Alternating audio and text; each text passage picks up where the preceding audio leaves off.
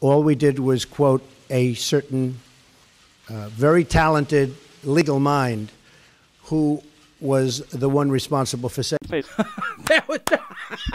That's great. That was Donald Trump at the Angela Merkel press conference just a moment ago. Telling Angela Merkel, hey, we have something in common. Now the media is already in hysterics over this latest comment. They're just up in arms. Oh, I can't believe what he said. You know, you would think it's been 55 days into the administration. They'd be used to this kind of, this kind of bluster by now. But no, every time he opens up his mouth and he says something that's not a traditional comment you might hear from a traditional professional president, they get all bent out of shape and just I can't believe what happened there. Like Benji Sarlin, a White House NBC News reporter. Now, as a side note, I don't know if Benji is a woman or a man, Benji Sarlin. I'm sorry, I'm blind. I can't see any picture that Benji Sarlin has on his or her Twitter account. I'm presuming Benji is a woman, but if I use the wrong pronoun, so be it. But that's why, because I'm blind. So Benji, we're going to say it's a woman, tweets out, Donald Trump just reinitiated an international incident in order to blame his predecessor for wiretapping. Oh, that's right. That's right. He shouldn't have mentioned it. Quiet, Donald. Quiet. Oh, my God. Don't mention it. Angela Merkel might have forgot about it. Yeah, maybe she has amnesia. Shh. Quiet. Don't mention it. Don't mention it. Angela Merkel, she may have forgotten about it. What's wrong with him mentioning it? Angela Merkel knew it took place. The controversy's already over. It was a joke, and it was a funny joke. But this is a sign of what I've been saying. The media has been calling on Donald Trump. Release your sources. Release the classified information, presuming there is any, of Barack Obama tapping Donald Trump Tower. Release the information. Release it. Unclassify it. And congressmen and senators, unclassify the information.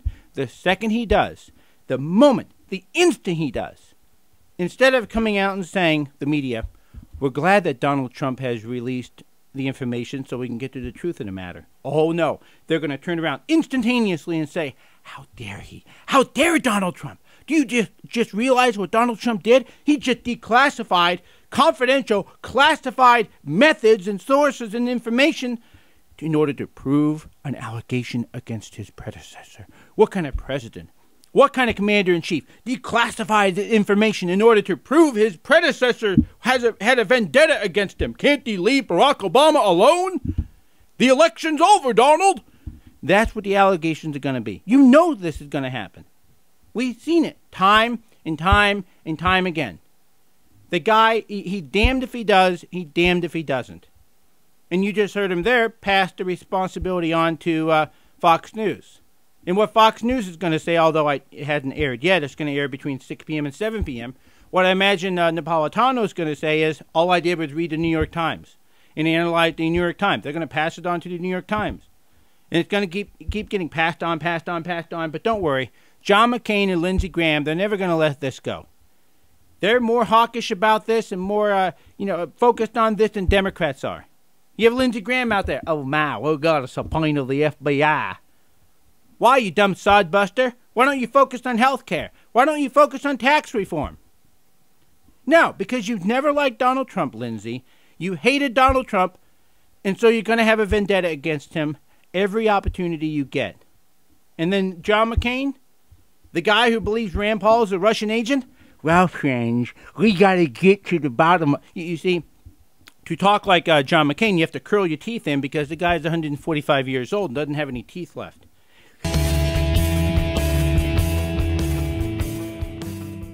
Merkel and Trump begin key talks at White House. German Chancellor Angela Merkel has arrived at the White House for a key summit with President Donald Trump. NATO, trade and Ukraine are sure to be discussed, but the focus will also be on how two leaders with hugely contrasting ideas and leadership styles interact. Mr. Trump has called Mrs. Merkel's migration policy catastrophic, while she has criticized his planned travel ban on several mainly Muslim nations. The visit was scheduled for Tuesday but had to be postponed due to a snowstorm. Ahead of Friday's talks, Mrs. Merkel told a German newspaper she was looking forward to her first meeting with President Trump. "It's always better to talk with each other than about each other," she told Saarbrücker Zeitung. The leaders will hold more than 2 hours of talks, followed by a working lunch and joint press conference. The summit has been highly anticipated given that the two leaders have publicly differed on several key issues. In January, Mr. Trump said the German chancellor had made a catastrophic mistake by allowing hundreds of thousands of refugees and migrants into Germany. And when Time magazine chose her as its Person of the Year in 2015 instead of him, Mr. Trump said she was ruining Germany. However, he has also said in the past she is a leader he greatly respects. He also has German ancestry. His grandfather emigrated to the U.S. in 1885 at the age of 16 from the town of Karlstadt, about 50 kilometers, 30 miles, southwest of Frankfurt. For her part, Mrs. Merkel has criticized President Trump's controversial travel ban that targets the citizens of several mainly Muslim countries. In her first telephone conversation with Mr. Trump after he took office, she explained that the Geneva Convention obliges signatories, including the U.S., to take in refugees of war on humanitarian grounds. Mrs. Merkel also had a strong relationship with Barack Obama. His final call to a foreign leader as president was said to be to Mrs. Merkel, thanking her for her leadership.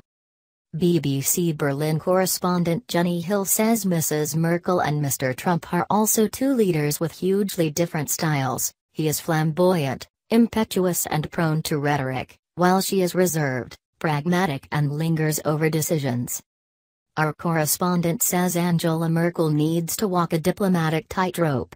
She has to build a working relationship with Mr. Trump without appearing to sacrifice her own values or disappoint those keen to cast her as the West's last defender of those democratic ideals. This first meeting comes as she prepares for an election battle later in the year, seeking a fourth term as chancellor. Trade will be a key issue for the summit. During his presidential campaign, Mr. Trump threatened higher import taxes for countries such as Germany that have a trade surplus over America. Mrs. Merkel is being accompanied by top executives from German companies Siemens, Schaeffler and car giant BMW and will point out the large direct German investment in the United States. She said BMW's plant in the United States exported more cars than GM and Ford together from the United States, adding, "I'll make that clear." On Friday morning, Economy Minister Brigitte Zypries said Germany could file a suit against any hike in import duties at the World Trade Organization, WTO. There are procedures laid out there because in the WTO agreements it is clearly laid out that you're not allowed to take more than 2.5% taxes on imports of cars, Ms. Zypries told Deutschlandfunk Radio. Mr. Trump has suggested a 35% levy. It wouldn't be the first time that Mr. Trump has lost in the courts, she added. NATO will also be on the agenda. Mr. Trump has insisted members pay their fair share. Only 4 nations currently reach the benchmark of spending 2% of GDP on defense. Germany is not among them. The agenda is also expected. The Trump transition initially defended her, but we are now getting word she will not be joining the Trump staff at the White House, will not be joining the National Security Council staff as a key spokeswoman. It's a staff job, but in terms of getting pushback, getting somebody out, is it significant?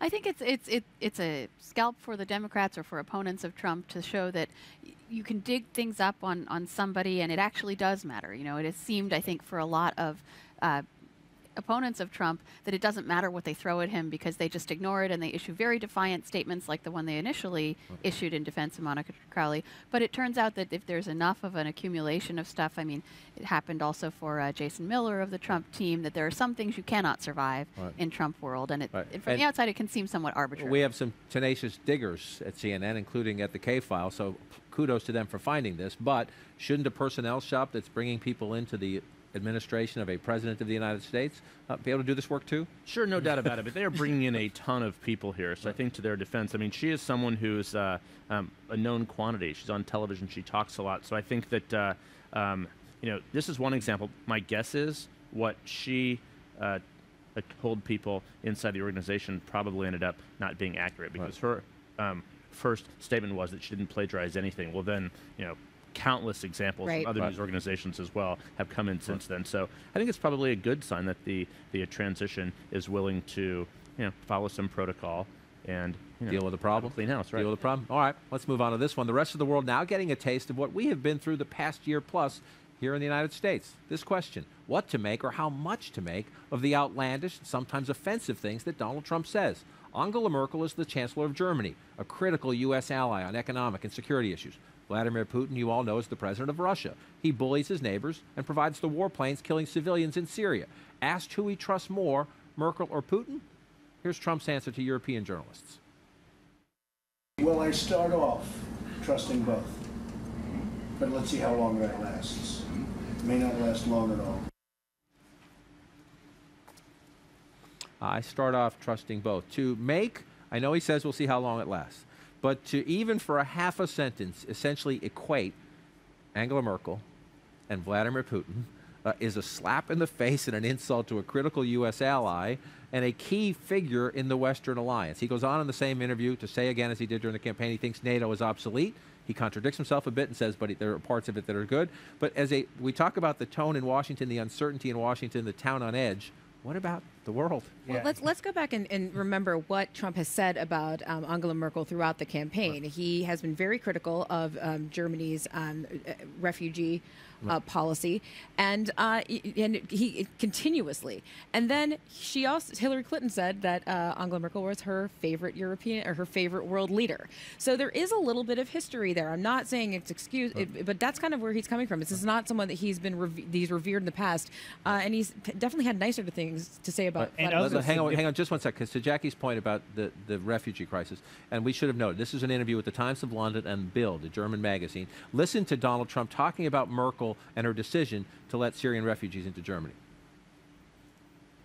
I had great respect for her. Yeah. I felt she was a great, great leader. I think she made one very catastrophic mistake, and that was taking all of these illegals and taking all of the people from wherever they come from, and nobody really knows where they come from. Well, it's striking to me, and it could be a slip of the tongue, but they're refugees. He uses the term illegals as if as if we're having the immigration debate here in the United States. A sovereign nation decided, and they've paid some price for it, it's called quite a bit of political controversy, to let them in. It was a humanitarian thing on her part, but to call them illegals, I think, just tells me something about his mindset. Well, throughout the campaign, Trump equated the refugee issue with the immigration issue, basically saying these are all scary foreigners that we're not doing enough to tell where they come from or to keep enough of them out.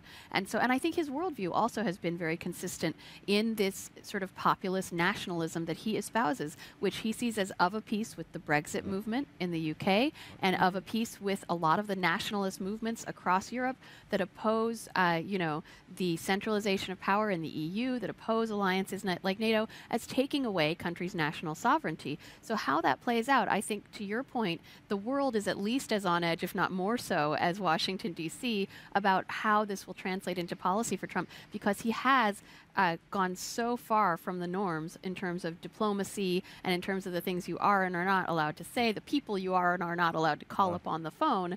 And so do they decide, okay, this is just the way he is and we're going to disregard it?